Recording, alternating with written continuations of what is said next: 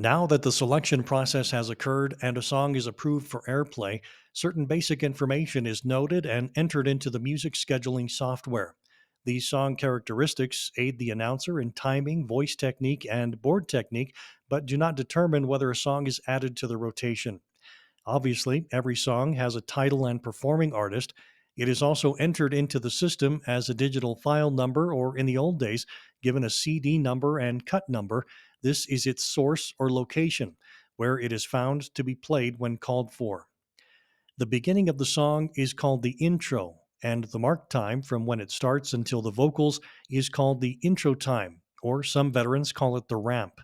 This is helpful because many announcers perform breaks over the intros and they need to know how long they can speak before they talk over the singing, which sounds terrible. Within the intro are times at which the music changes in some way. These are known as post times. In this example, the song starts with just a bass line and drums, then, after 10 seconds, the accordion and lead guitar begin their melodies. Then the brass kicks in at 15 seconds, a passionate grito is heard at 20, and finally, the first verse begins at 30 seconds. The post times would be 10, 15, and 20 seconds with an intro time of 30.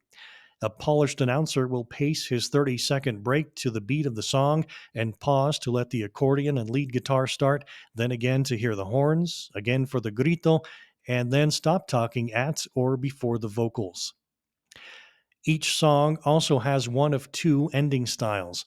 It either ends cold, meaning the music ends immediately, like the cliched Spanish songs, tan tan, or it fades, where the music gradually diminishes. There is also a hybrid of the two, a cold fade, which ends cold but has a slight trail of music after the final note. Many program directors will consider that a cold end to keep it simple. Knowing a song's ending is important to run a tight board. A cold ending is easy. Once it's done, move on to what's next. A fade is a little trickier because you don't want to advance too soon, but you don't want the audio to fade out to silence either. Listen for that ideal transition point between full volume and dead air, as noted by the blue line at 335 on the fade diagram. And finally, every song has a runtime, meaning how long it will run on the air, not the song length or track length. In digital speak, this is the end of message, or EOM. The runtime, or EOM, shows when the next program event should begin, and in automation software, the EOM will trigger the next event. In the example on this slide, the runtime is noted at 335 on both the cold end and the fade. The track length of the fade is shown at 350.